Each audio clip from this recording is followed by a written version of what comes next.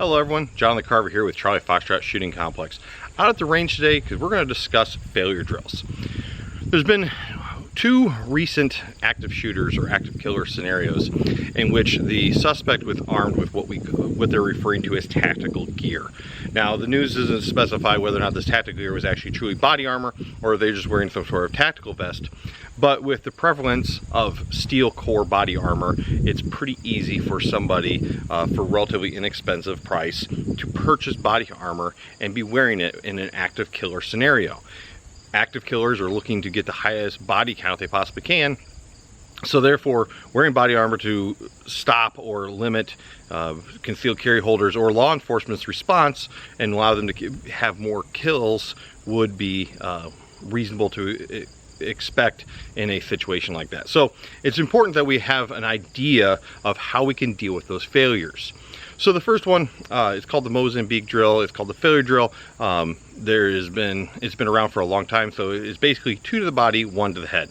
So the idea is that you're shooting at the target, shooting center mass in the chest, and they are just not responding to that. You transition up to the head and attempt for a T-zone headshot. Now, obviously, targets are going to stand still.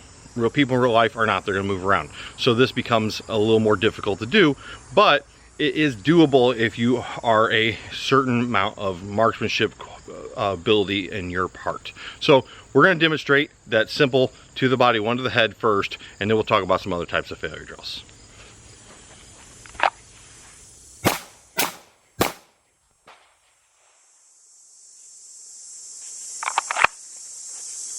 All right, pretty simple. 2 shots to the chest. Again, these are it's a paper cardboard target. It's not going to move, so we transition to the head. Not a big deal. The next one I like to call a modified failure drill. And what it is you have a threat that is mobile and we're trying to stop its mobility. So it's 2 to the body, 1 to the head, and then 1 to the hip.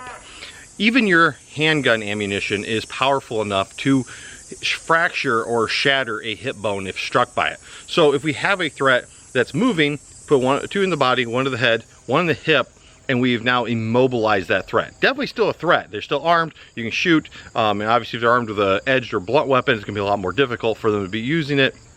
But even with a firearm, they're still a threat, but now they're immobile, which gives us the ability to move to cover, concealment, get out of the kill zone, call law enforcement, etc., and so on. So let's demonstrate that drill real quick here too.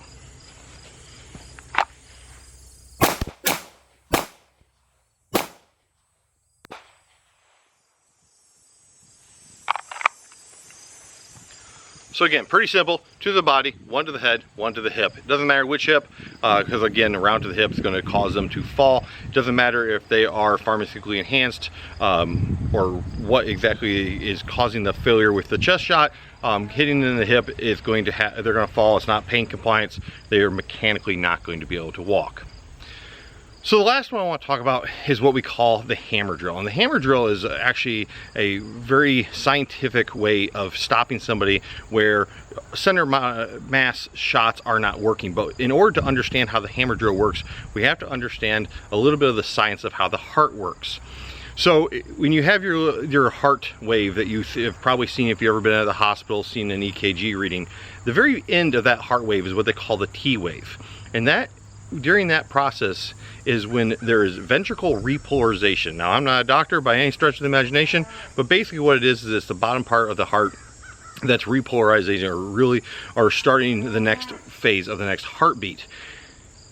During that phase, or during that little tail, is the heart becomes very susceptible to outsized impulses, whether it be electrical or impact.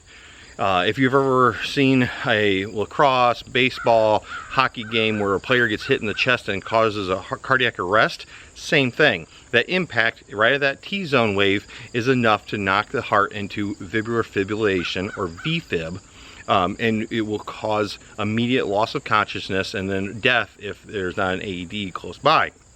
So what we do with the hammer drill is essentially you're putting a large concentration of fire into the chest, where even if they're wearing body armor and you're not getting a penetrating round, the rounds impacting that armor is going to be enough to hopefully hit it during that T wave and cause that ventricle fibrillation.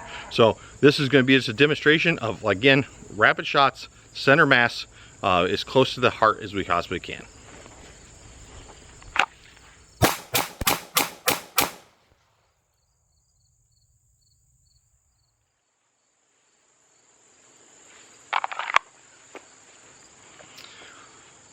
So this is 3 different failure drills that you could possibly use if you're ever armed with, dealt with an active killer that is not being stopped by a traditional center of mass shot.